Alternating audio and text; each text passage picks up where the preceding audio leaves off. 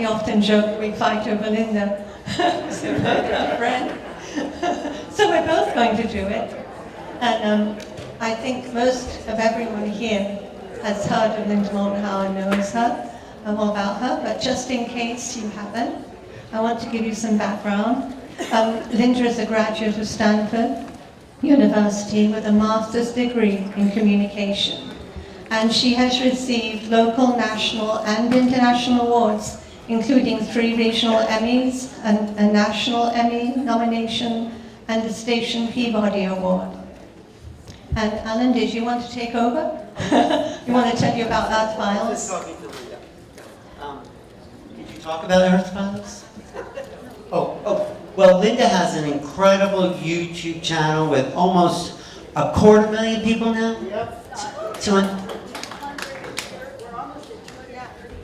239,000. It's almost 250,000. And every Wednesday night, 7:30 Mountain Time, she gives another amazing revelation. I'm glad I watch it so I don't have to stay up until 2 in the morning.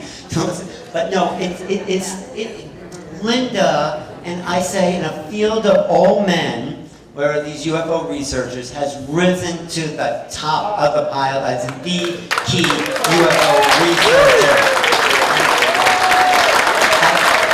Yes. And you know, she's going into her 81, she's not ashamed to say she's 81 and better than ever. She doesn't forget she remembers all the stories and the incidents and the contact, and I say she is a national treasure. And I would say, let's give her a standing ovation, actually. Yeah.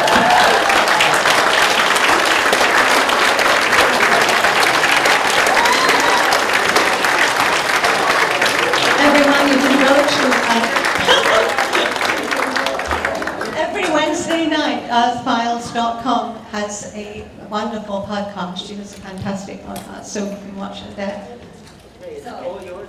And she's going to speak about what is it like to be near a tall white extraterrestrial. This is going to be very exciting. Take notes. Well, it's just nice to look at an icon on the stage. Really, Linda, you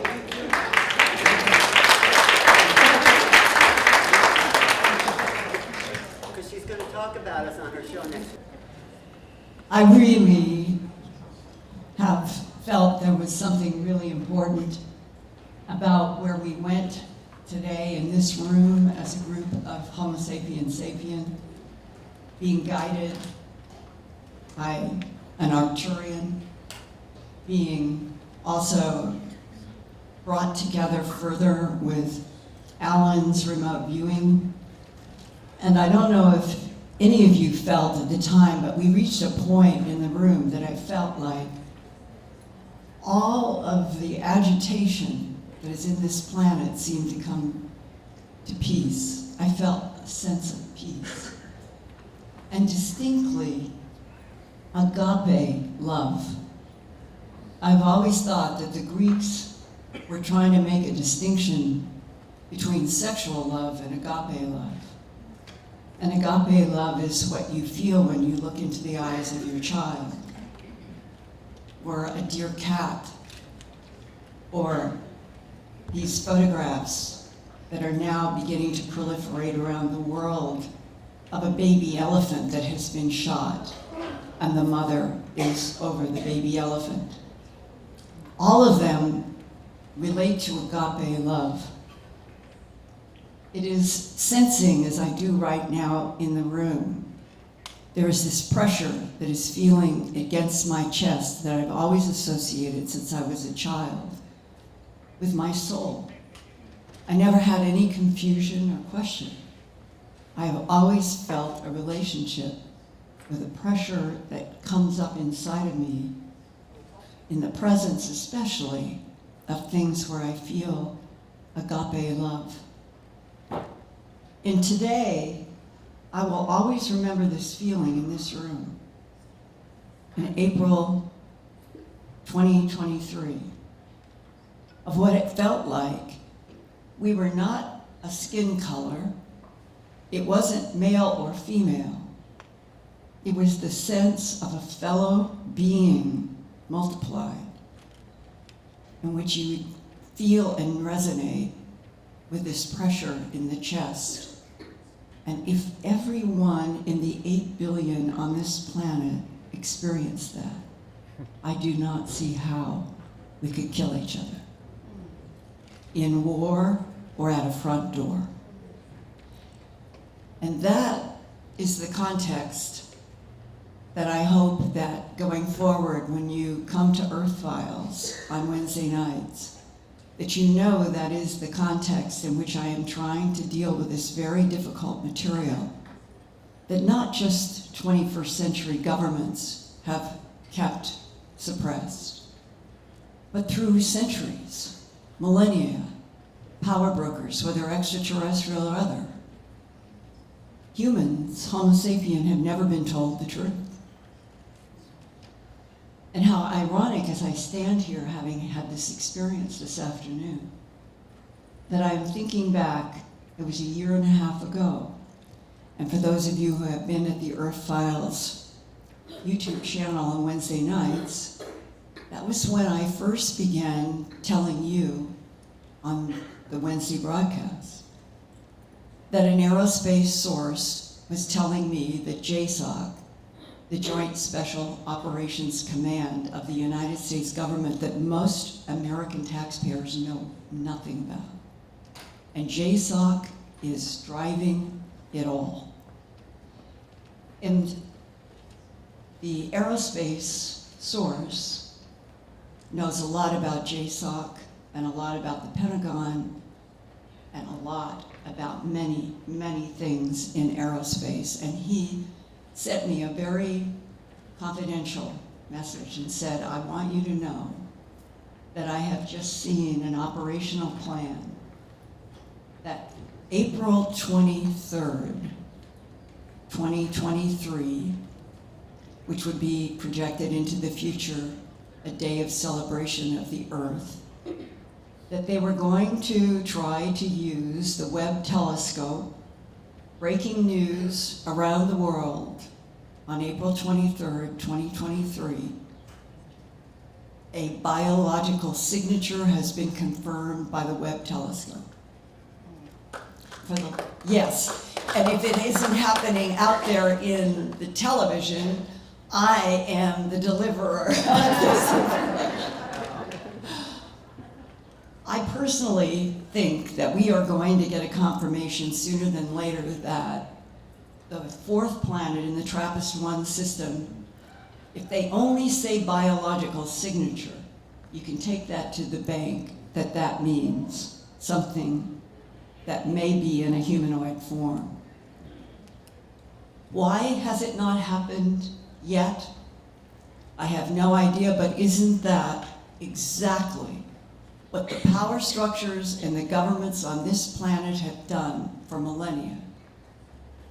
Manipulate the public to look this way while 1,000 things are happening in this direction.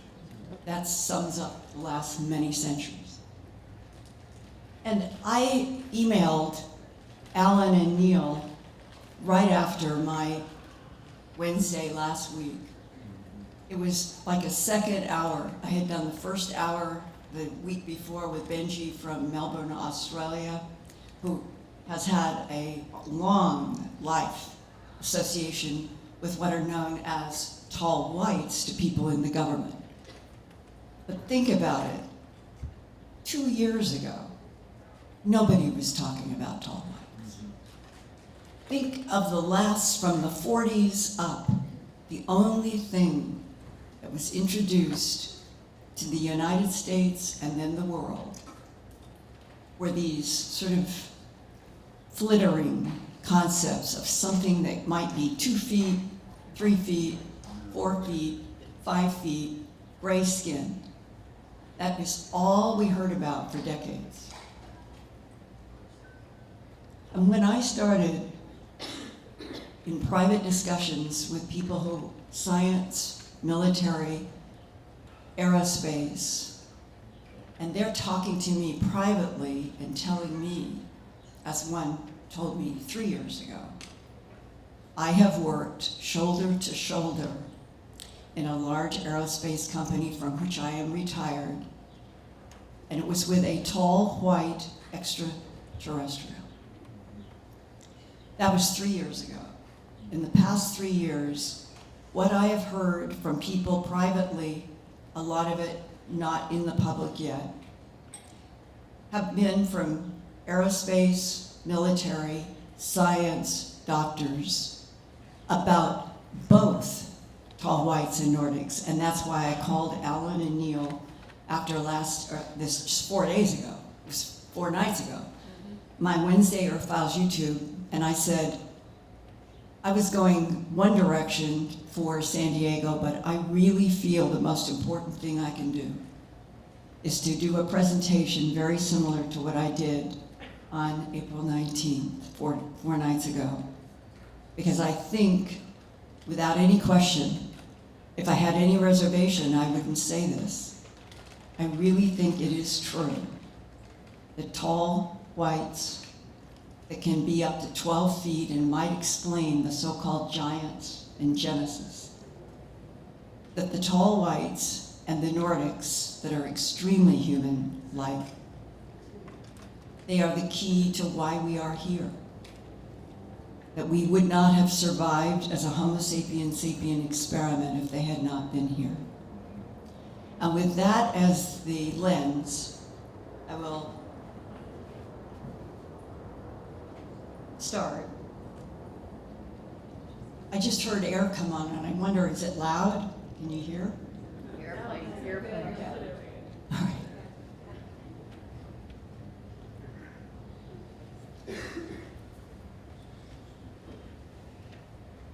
My aerospace source that contacted me through Earthfile's YouTube channel, proton mailed again to me after 2.5 years that the Webb telescope would be used in April 2023 to announce the discovery of, quote, a biological signature and linked to biological life, but will it be humanoid? The location, he thought, would be the 4th planet from the red dwarf sun in the TRAPPIST-1 solar system, 40 light years from Earth. Scientists do say the TRAPPIST-E, currently that solar system is Sun A, B, C, D, E, F, G, H, and there are 7 planets. We started hearing about it through Science News a year or so ago, that these were considered nearly Earth-sized big planets, and there surely would be water, there would surely be land in water, and that there could be life. That started sort of percolating a year and a half ago.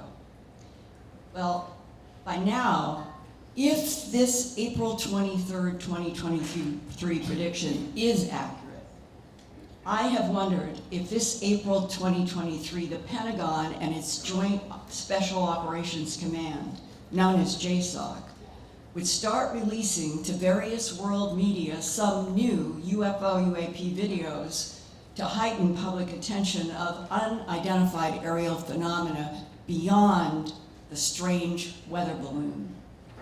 And I thought maybe that had happened on April 12th, when I received a phone call and email follow-up from Earthfiles viewer Austin Shaper near Cincinnati, Ohio, telling me that TikTok, Reddit, and Twitter were going viral that morning with a video of this UAP, UFO craft at 12,000, it should have audio, 500 feet over San Geronimo. Do we have?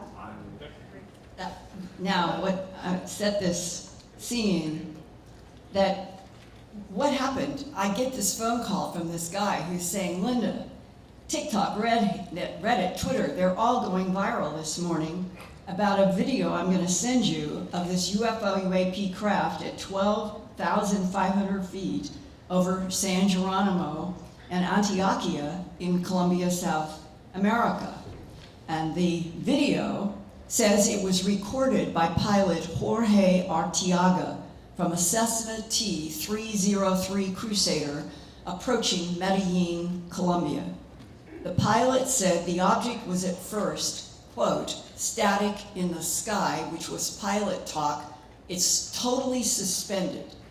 They are watching this thing in the atmosphere, totally suspended.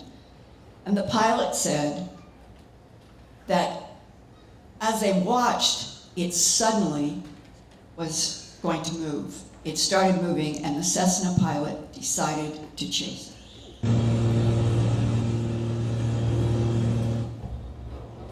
But then the object moved toward the Cessna, and the pilot increased speed to 150 knots per hour.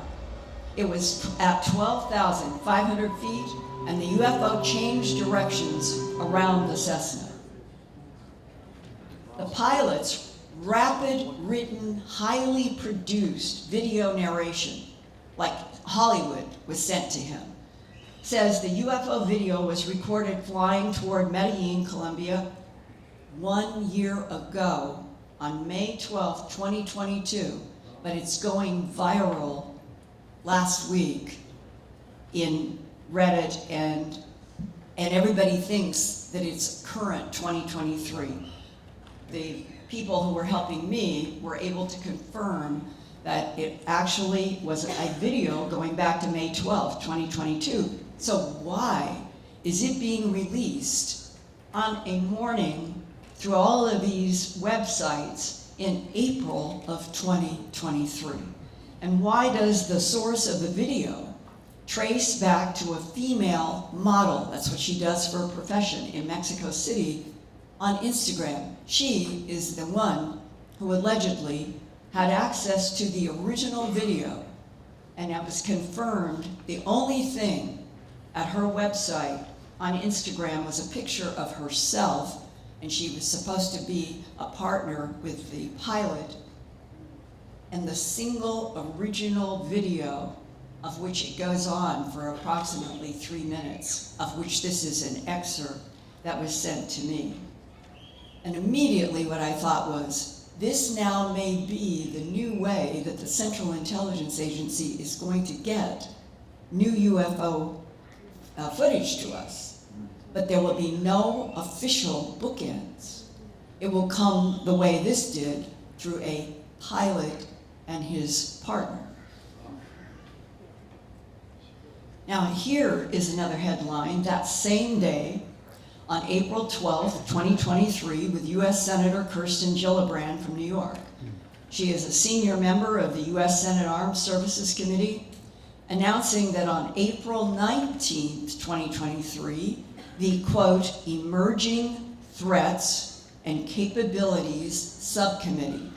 I'm just curious, how many people in this room knew that the United States had an Emerging Threats and Capabilities Subcommittee in the Senate? Maybe 4 people? I would say that's probably an accurate ratio to the whole American population. But it does exist, and it is what held a hearing that you also did not hear about. The Senate open hearing about unidentified aerial phenomena had not had a single public hearing since May of 2022, a full year ago.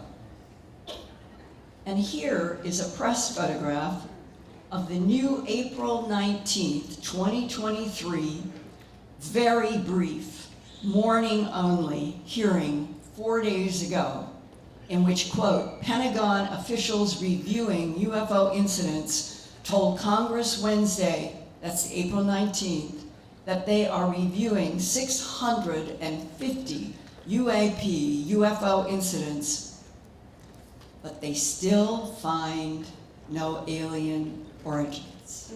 Close quote. The biggest lie of all time. The one speaker, I guess I should ask you, did anybody know that there was this subcommittee hearing in the Senate on Wednesday morning, April 19th? Did any? Well, Ian and I talked. Was there anybody? Okay, Alan. So again, it's like maybe a half a dozen.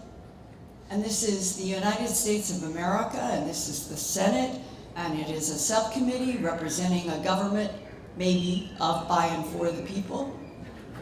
Nobody, Brian Stenseth, for those of you who are aware of all the Antarctica work that I have done, and Brian Stenseth was a naval flight engineer, and he was in Antarctica. He saw the silver disc coming up over the Beardmore Glacier. He was in the meetings with black-suited CIA types who came down and just really drilled Brian and his flight crew about their flying over a hole in the ice near the South Pole, but even more so, they had delivered National Science Foundation scientists into a very specific base in Marie Byrd Land. And the scientists never once called back to the main office that they were to check in. Brian was on the flight taking the scientists to Marie Byrd Land. He was on the flight where they went to find out what happened to the scientists, and he was on the third flight when they got a call after 2 weeks of disappearance. And they go back in the C-130, the same huge, gigantic plane that they had taken, these 12 or 13 scientists. He said the gear, the scientific gear that they took in with those scientists filled the C-130. Now it's 2 weeks later. They got a call. We think the scientists are back. Brian and the crew and the C-130 fly back. They are expecting to see, there were supposed to be 2 females and perhaps 10 or 11 men. And they were expecting to see a crowd of people that would be jumping up and down and screaming, and then they would learn, where have you been for 2 weeks? And Brian said when the C-130 was pulling, they could see the scientists lined up like penguins in a straight line at the edge of the field. And then they sent over somebody in a vehicle to get the scientists and bring them to the C-130 to fly to New Zealand to get them out of Antarctica. And Brian, with his own eyes, says, they first, are they okay? What in the hell is wrong? No, not one of those scientists was looking up. Not one scientist was looking at the plane. Every single scientist in a line was looking down at the ground at their feet. And they ushered them physically into the C-130. And Brian said he leaned over to one of the male scientists and put his right hand on the man's knee and said, "Can I help you? Is there anything? Would you like water?" Not a word, not a motion, didn't look at him. And that all of these scientists that had disappeared for 2 weeks in Antarctica were now motionless and speechless inside a plane that had come to get them, and he never knew what had happened. These are real interstitial relationships that have gone on in so many different levels inside of our government.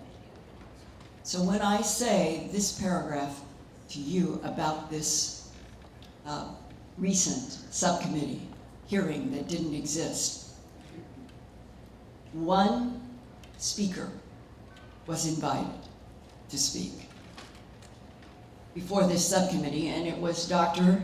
Sean Kirkpatrick, shown here, who is, at least on paper, head of the Pentagon's All-Domain Anomaly Resolution Office that is known by the acronym AARO, AARO. And in 50 years, what happened on April 19th, 2023, was only the second hearing related to UFO phenomena in 50 years. And the only other one was about a year ago in May of 2022. And remember how superficial, disappointing, it made me feel like, do they think we are complete idiots?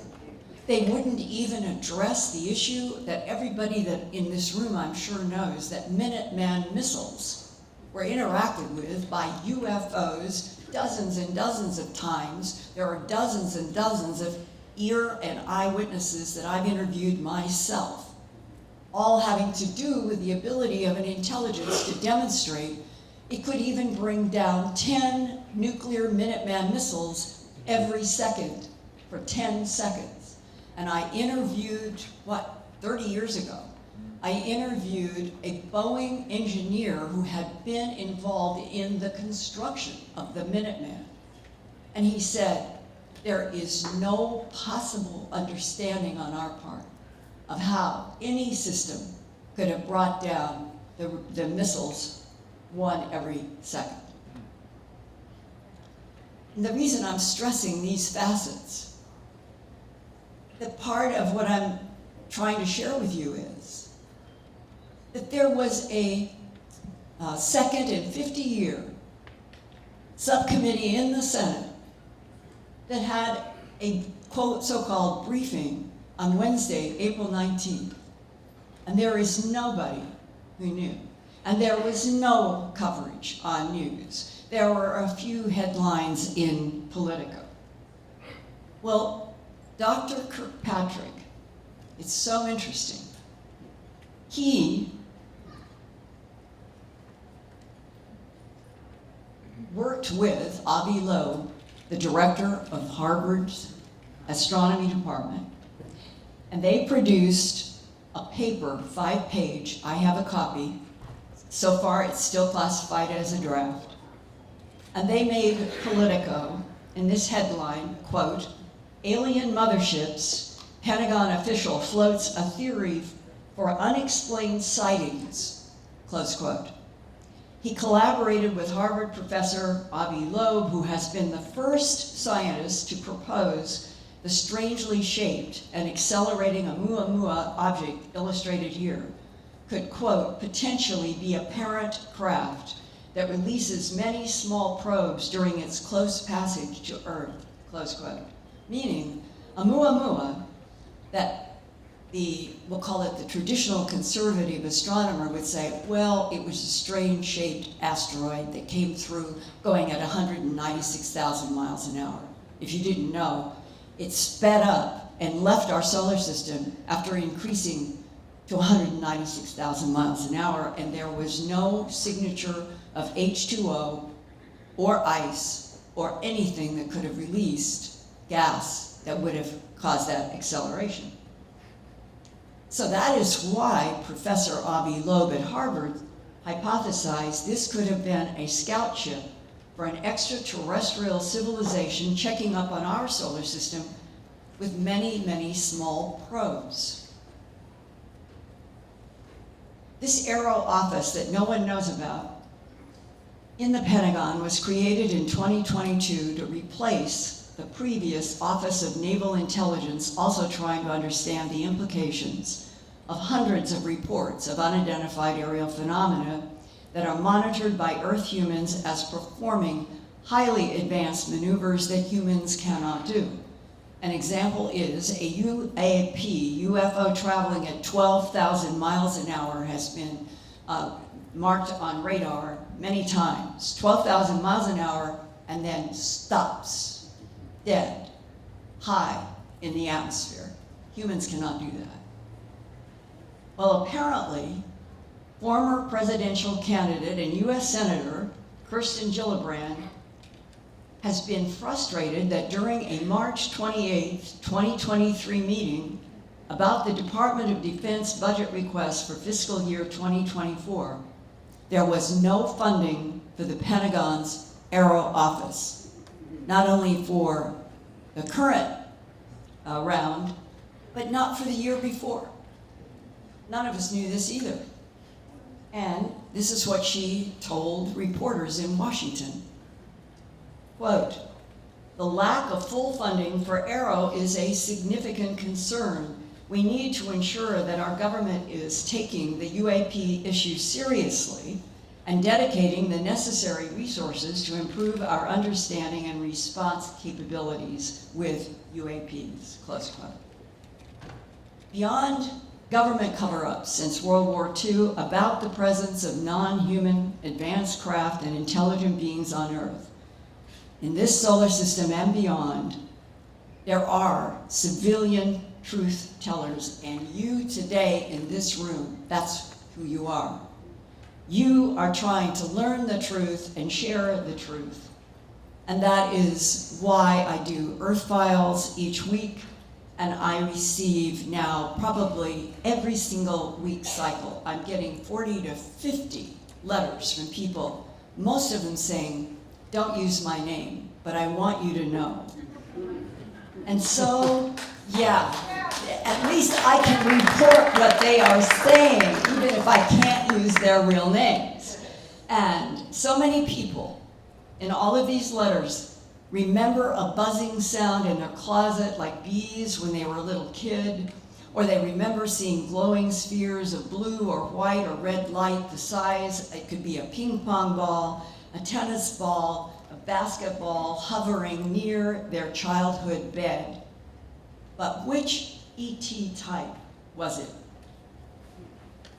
Sometimes reports describe 3 to 4 foot tall gray-skinned beings with large black slanted eyes that appear at the foot of the bed. And then some of you remember floating up to the ceiling, even through the ceiling, a sensation described as like thousands of little feathers tickling the skin. And some of you recall being surrounded by a beam of pale yellow or white or blue or magenta, those are the 4 colors that repeat, of light that transport humans to a UFO or UAP spacecraft. And there you might see 4-foot-tall grays operating controls in the same room with taller humanoids that might be blonde-haired, blue-eyed, pale-skinned, 6 to 7 feet tall, Nordic humanoid types like in the upper middle center in the brown jumpsuit. So what happened? They land, and there were military people who had gotten there before he did. He came in a helicopter. And the military said the whole ex-village nearby has been flooded, and we don't know why. The extraterrestrials destroyed a dam, and all the water has come down, and we know that the ETs did it, but we don't know why. So JSOC has sent out a crew, and they're going to interact with whoever's at that scene. They're bringing a gray entity with them who's going to help communicate, whoever it is. My source telling me about his being there on that event in 1979 said that his superior officer came to him and said, we want to do a demonstration. We're going to have the gray being that we are communicating with about this. It's going to be over in that tent door, and I want you to be here. It was a 90-degree walk, about 50 feet. And the man who's telling me this was his firsthand experience, he told me, you're going to see the being, gray-colored, about 4 feet tall. It's going to waddle as it moves. And when it gets down to where the path comes to you, I want you to try to keep standing. But I want you to know we've done this before, and you will faint. And we will be there to catch you. And I just want you to know that. And the man, I said, F you. You know what I mean. I'm not going to faint. So, and this man is telling me this is his firsthand experience. And he said, and here it comes. And now it's coming toward him, starting out about 50 feet. And he said, I wanted to laugh, but I wasn't going to give my commander that satisfaction. It was waddling. And then he said it got up to about 10 to 12 feet. And Linda, every cell in my body wanted to scream and run. And he said, and I remembered the words that the commander said, you will feel exactly like when we do fire torch or fire, when military have to go through and have fire blasted on them and they're in suits that will protect them, but they have to get over the psychological terror. They're absolutely terrified that fire is coming over their body. And that's what he said. This was exactly the fear that he felt when they were doing these fire trainings. And he said, then, it was here. It was in my head. It was like a scream came right out here over my forehead.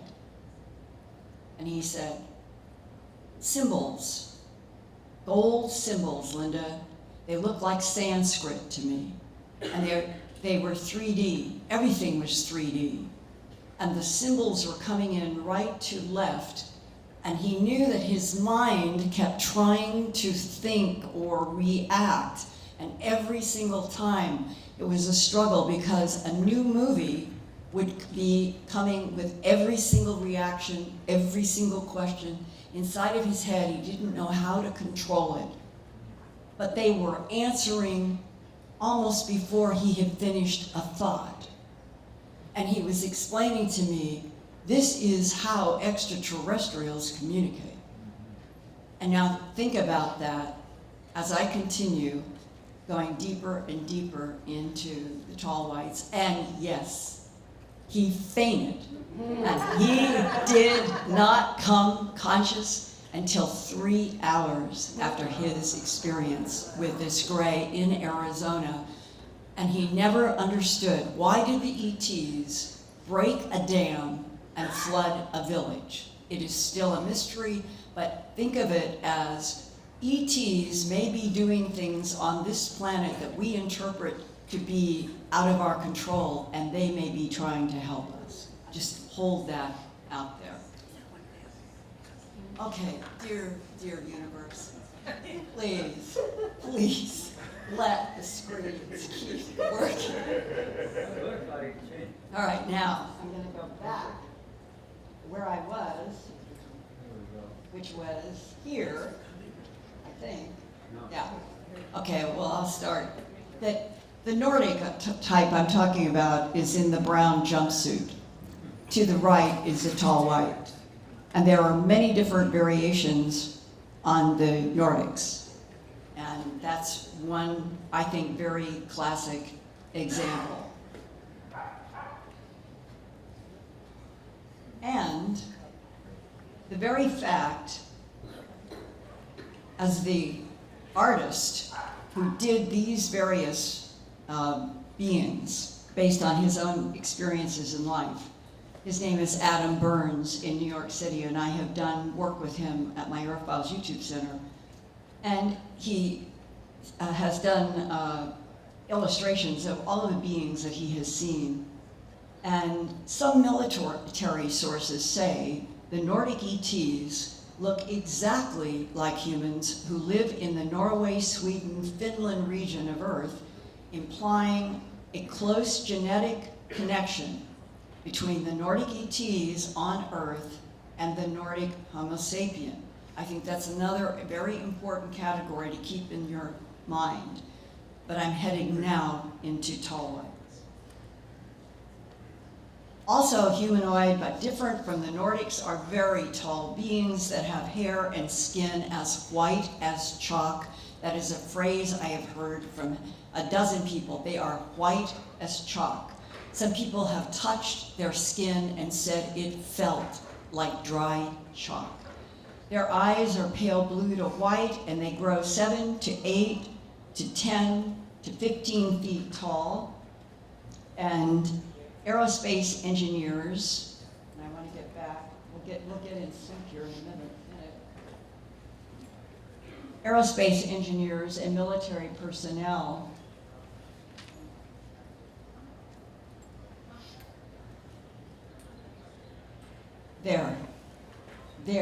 well, it's going by that slide, and that's where the problem was before. I have no idea. This is the closest to the general tall white of any illustration I have, and that is in discussing with people in military and aerospace who agree, but it doesn't mean it's the only one. And what is interesting is that people in aerospace and the military, they have said that working with them, you find that they are, quote, very spiritual, even kind, but they are very, very strict about rules. And that is something that the military has found out the hard way. Now, shown here in this illustration, coming down a UFO ramp, are two more tall whites based on a first-hand collaboration.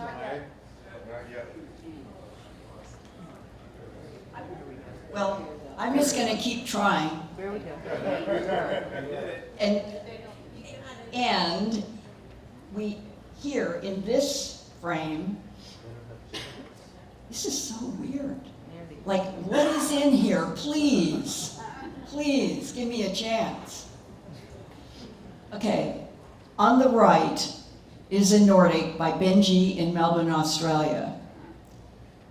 And on the left is a male and female, and that is by Benji as well. He has encountered and interacted with both types. That's why I felt this was especially valuable to show to you, because he's a human, but the distinctions I think are clear. And if you went to all the other illustrations that I have on the Nordics, they're very close to his illustration on the right. On the left, in addition to the shape of the heads and everything, one of the things that Benji told me is that the female and the male had these red diamonds. He called it looked like they were wearing tiaras, but we guess it's some sort of technological equipment that they wear, and if you see that, you are seeing a tall white. And that what is important from the military point of view and the Department of Defense point of view now, as I understand it, if we didn't have these two different extraterrestrial civilizations helping Earth, humanity might have been annihilated a long time ago by reptilian, insect, and other alien life forms that want Earth for themselves without humans on it. So what is it like to be with genius, telepathic tall whites? One haunting answer was emailed to me a year ago in August 2022 from an Australian about his face-to-face experiences with tall whites and Nordics that began on Christmas Eve in 1998. He was watching the Leonid meteor shower from a beach in Sydney when a bright meteor-like object flashed through the sky above him.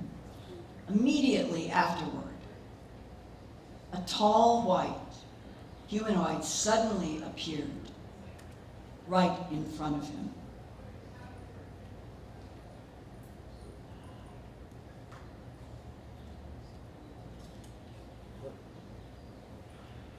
What is it like to be in the presence of a tall white?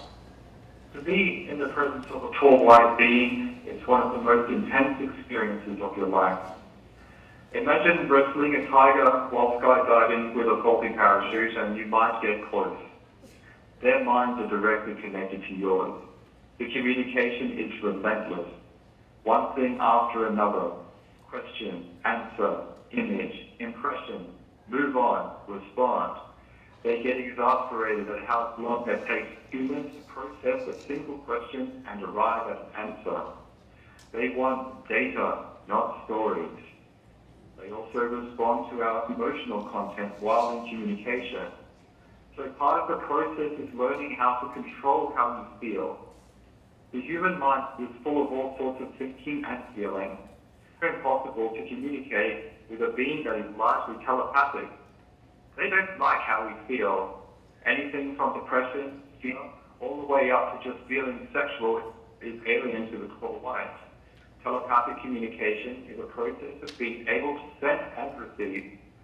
Most definitely hope to receive because sending a broad package is something none of us are trained to do. I think this is something I've had a talent for, so that is why they've persisted with interactions with me. Being in the presence of a tall white, there is this invisible force that hits you, that makes you feel weak physically, and in my case, lost communication with the tall white literally makes my brain hurt. The problem is our human fear of what we do not understand. I cannot deny that I've had to overcome the deepest of fears, extreme primal reactions to their presence. This is why we humans are paralyzed in encounters. It is also projection from the tall whites like holograms. We humans are like a three-dimensional construct deserving a five-dimensional manifestation. So for a Q&A interview with Oprah, it's probably not going to work out. And you'll probably need a good translator who could articulate the information extruded from the tall white vast intelligence. What is the relationship between the tall whites and the Nordics? And what are their relationships to all of the other extraterrestrial types, of which there are so many? And that's what I was hoping you could give me insights into. I can indeed. The interactions came as nighttime visitation from the small grey beings, which I can't stand. They had repeatedly taken me up and did help me to be able to communicate with the tall white. I was not just a victim of abduction, I was taken, moved, procedures performed, which enabled me then to be able to have at least some kind of communication with the tall white. Okay? Now, I was quite confused as to why they'd chosen me. The abduction experience happened to me in 1998 during the Leonid media shower. I had seen at that point almost exclusively small and grey. Then, when the time was right, they brought forward the tall white, the man that came to see me, to tell me about my daughter in advance of her birth, was what I would call a tall extraterrestrial. And he was in excess of 8 feet tall. Where I met him, I was in Sydney. It must have been Christmas Eve with my family, and I had an experience. Standing on the beach, I see a fireball UFO coming down from the sky. Initially, it looks like a meteor, but then it stops. And then in front of me, almost instantaneously. Sorry. There are things that are out of sync, and the audio is weird because all the treble's being cut off and it's hard to understand. And what I'm going to do is go on to that he described that immediately, which we had working here, but it didn't come. So I don't know what, it's like we've got something trying to block everything, screen, computers. But the way he described it to me is he's looking at the meteor and it's bright and it's in the sky, and as his mind is just concentrating on how beautiful it is, like that, the tall white is standing right in front of him. And, quote, his hair was completely white. I'm doing this because it's frustrating to have these problems here. The interesting detail about his hair is it seemed as if it were layered in a way that was like feathers, directional. Human hair falls. His seemed to kind of fold back. It was long, his hair just above shoulder height. It just seemed to be straight, very unnatural. His eyes were larger, they were blue. And I said, what color of blue? Unnaturally blue. His skin flawless, high cheekbones. We're looking at somebody that is an impressive-looking human being. And what he means is a being that we would recognize head, torso, arms, and legs, but extremely impressive. And that his uniform was like spandex clinging to his body. And I wish we could see this. There's what it should have popped in. It seemed to be multicolored blue and red colors, V-type detail that came out and around his shoulders. At this point in time, he was gesturing to his right, and in the darkness in front of the trees that were there were a series of beings. There was a praying mantis. Next to that, you had light grays, and you know, the ones with the paler skin, not gray, but more white. A taller being that's almost sentient, but I felt was kinder. Next to that was a short gray. I had seen them before and was quite familiar with them. Are they AI or are they organic, I asked him. Well, the ones that come down to do the dirty work, I understood them to be a biological robot. The one that is sentient, you will notice an immediate big difference, and it was 2 weeks ago, I was able to talk with a man who came through Albuquerque and asked if I could meet, that he had some things related to his military experience. And he told me, he said, I have had the experience of being on duty where the tall whites were working with us in collaboration. And he said, I just want you to know, you can feel the vibrations coming off of a tall white at least 30 feet from you. And in this video where we're having all these technical problems, there is an image of what he said next.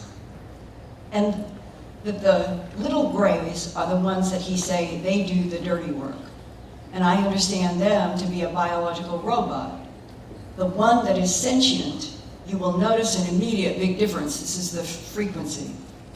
And then he said, and there in this group, there where he was, had been in Sydney and looking at that meteor, he sees what he says looks like a big, hairy, Wookiee-type character. And I say, Sasquatch?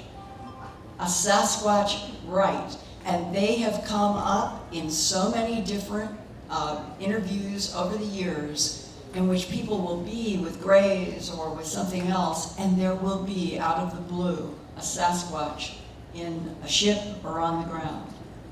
And what does the tall white do? You're seeing the mantis, the light grays, the short grays, the Sasquatch, and now what does the tall white do? And Benji says, the tall white regains my attention. He greets me and says, we need to talk. He puts his hand lightly on my shoulder and asks me to walk with him. Around the park, there is a little road. He says, and his head was down, like he was in deep thought or troubled. The tall white says that he represents this whole group of beings, that they were in alliance together. And I could sense that he was being asked if it was okay if I bring a child into this world with my then girlfriend, meaning that the tall whites would somehow be involved, and that this implication of ET genetic programs in which certain male and female Homo sapien are brought together specifically in what appears to be a hybridization effort going on in this planet. And dear Barbara Lamb, who I've known for decades, her work trying to deal and document the hybrids should be truly acknowledged. It is a huge subject, and a lot of people are scared to death of it, and the government doesn't want anybody talking about it. But if it's a fact, I think we should know. And somehow, the daughter that was so much in debate with a woman he ended up not marrying, but she had the daughter, was a tall white program. I ask, is the tall white showing you in your mind images of why he would be with this group of non-humans, the praying mantis, the light grays, the short grays, the Sasquatch, and be asking you to impregnate a human female to create a fetus that would become a baby born in this world. Was he showing you, telling you why this was necessary? He was, yes. He said that there were some very dark times coming for our planet. And we are in those dark times right now. They did show me that there was going to be a massive police presence on these beaches in the future.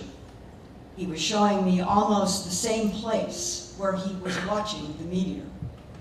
But in the future, that what we were going to be facing was a kind of takeover of our planet.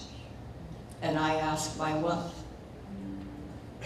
Well, in this conversation that I had with the tall white, Benji goes, I want to tell you more about what happened on the pathway, and I stop him, and I challenge him because I don't want him to get away from what he had just said.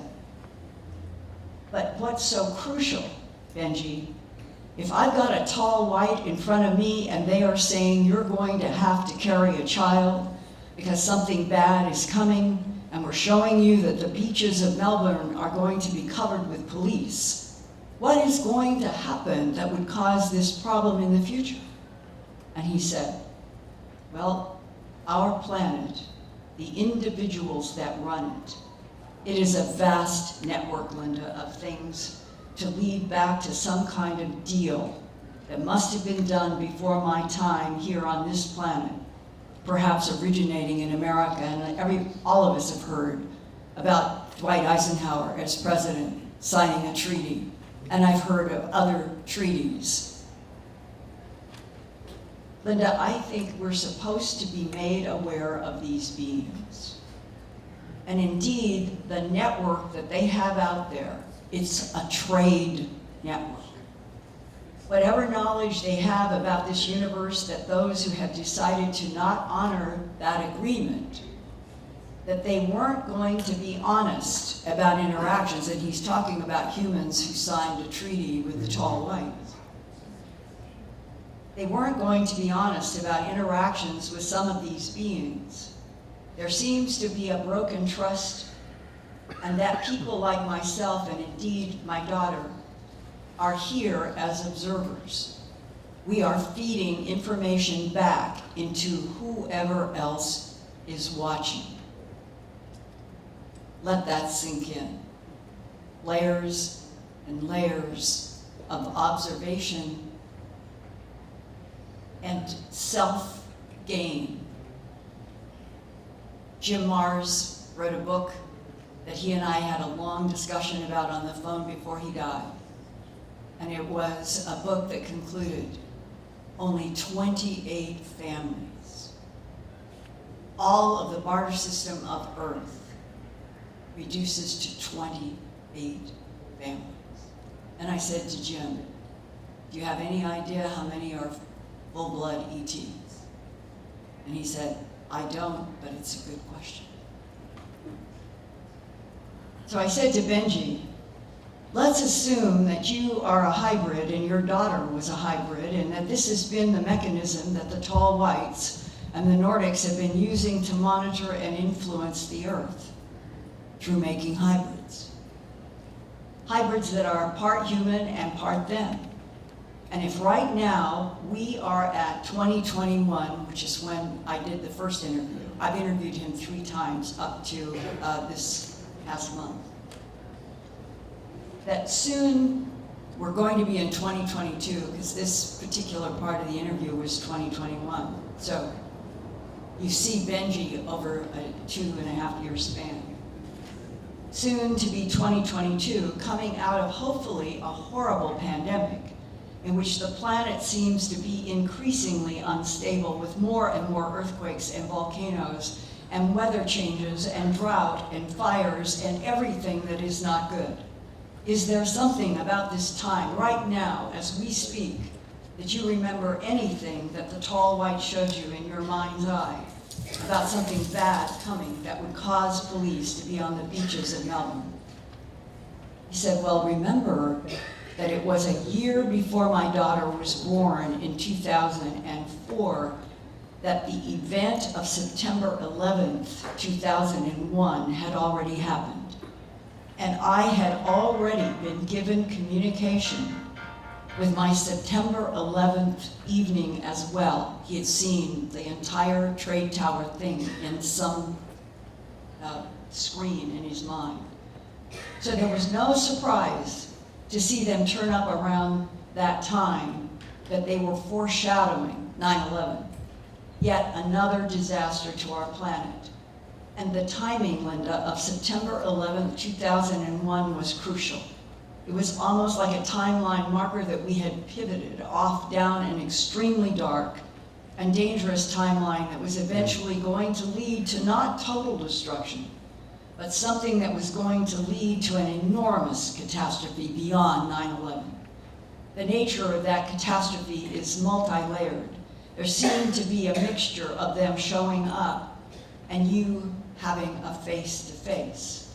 And then there are these elaborate multi-3D clear visions, dreams if you want to call them, but they are so much more than that, watching something unfold. Linda, the annihilation of parts of the seas due to a weapon, a nuclear weapon. Let's be honest, he was seeing a nuclear weapon in the oceans. But the environmental disasters that are coming, it is a sign that our planet is becoming unstable. It's going through a change, it's cyclic. There are things that we cannot do too much about, and I think that the tall whites are deeply concerned that so many people who have the power to change people's opinions, people's understandings of this world and our place in the cosmos, that they are choosing to withhold this information from an entire planet of people. How do they bring this knowledge out to the people so they can make a more informed judgment? And it does not come from fear. If they turned up with a mothership over a city, it would look like a threat. I don't think they want to be a threat. We're in a situation where you've got fighter pilots, wonderful people, who have been ordered to chase craft that are light years beyond them, completely beyond them. I just don't see how that is at all helpful or responsible. Human beings are remarkable. But the culture comes from a militaristic and tribal background historically. And we don't trust each other. Benji, I agree. There is a huge pink elephant in this room. And that is the documents that I have read, I'm speaking to me, and others in which it says, quote, extraterrestrial biological entities manipulated DNA and already evolving primates to create Homo sapiens sapien, close quote. And that means that whichever ones, whether they were tall Nordics, tall whites, tall reptilians, praying mantises, tall grays, short grays, whatever one it is that was the original progenitor that created Homo sapiens sapien from experimenting with standing up primates going back to Homo erectus. They have been studying us throughout all of those 2 million years back to Homo erectus. And they have been creating different standing up primate models. And they know more about Homo sapien than we do.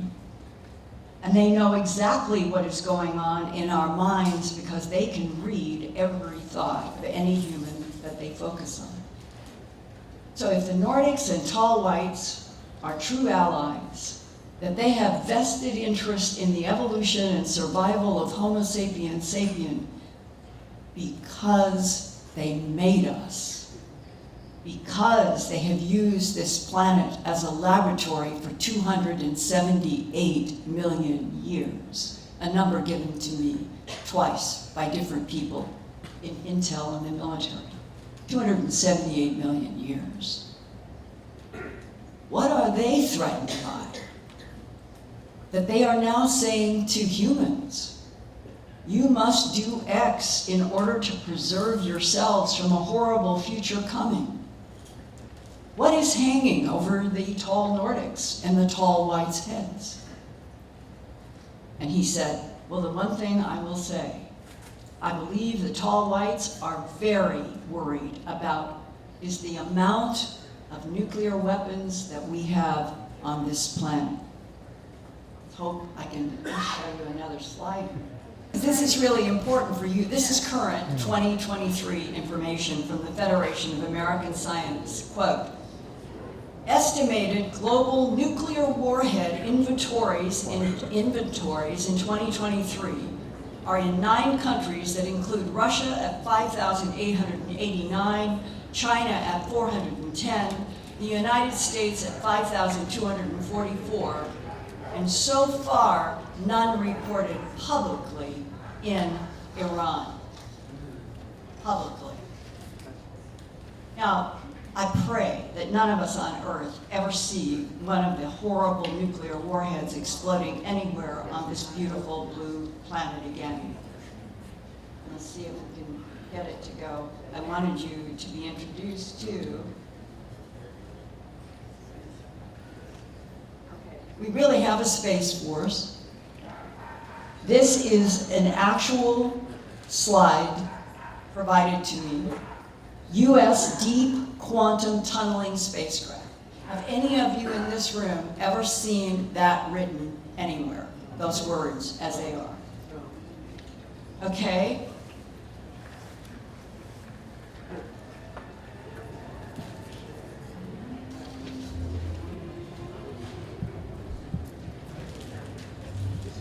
There is a USS Curtis LeMay. It is a big, huge starship.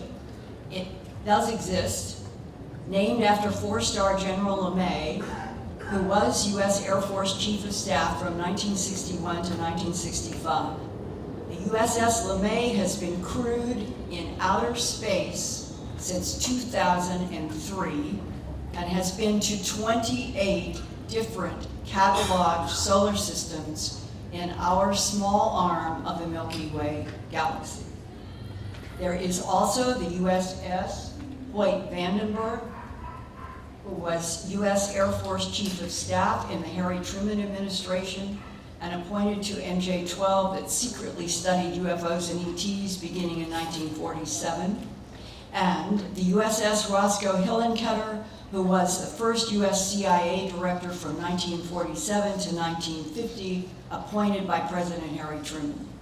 And my military aerospace source says that with help from the tall whites and blonde Nordics, the USS Curtis LeMay was built to explore Earth's interstellar neighborhood since 2003, capable of deep quantum tunneling protocol, also known as DQTP, which is using a type of Alcubierre warp drive to move point to point in this universe. It is happening whether you have ever heard of this or not. I can do another one. There are wars between extraterrestrial species.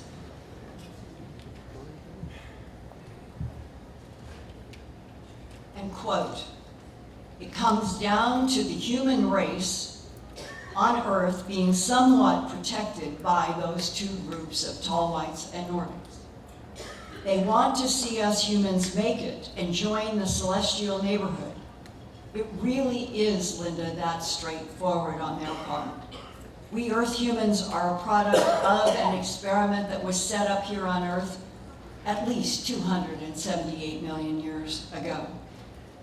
And quoting from the aerospace source, Linda, we humans are truly a blended bunch of offsprings, genetically from the Nordics, the tall whites, and some other ETs.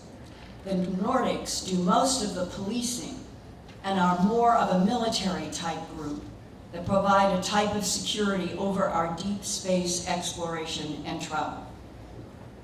The tall whites are much more hands-on and help us with understanding the technology it takes to achieve deep space exploration. Both groups of tall whites and Nordics are always working on every one of the American Deep Space Force craft at all times to protect their evolving human offspring that for centuries have never been told the truth about their cosmic families. Let that sink in. An acknowledgement by people in government and military that there are cosmic families that are trying to protect us. And we are still in a world that all of the political power is self-serving. And we sit in this room, and a few of us have memories of ancient times that are not in this life, that are related to extraterrestrial civilizations, that our governments deny that there's any possibility. And I want to thank every single one of you for your patience around the matter world technological problems. And to say to all of you who want peace and truth and protection, and that what I hope will protect us now and forever is the thought that dwells in the light. I love you.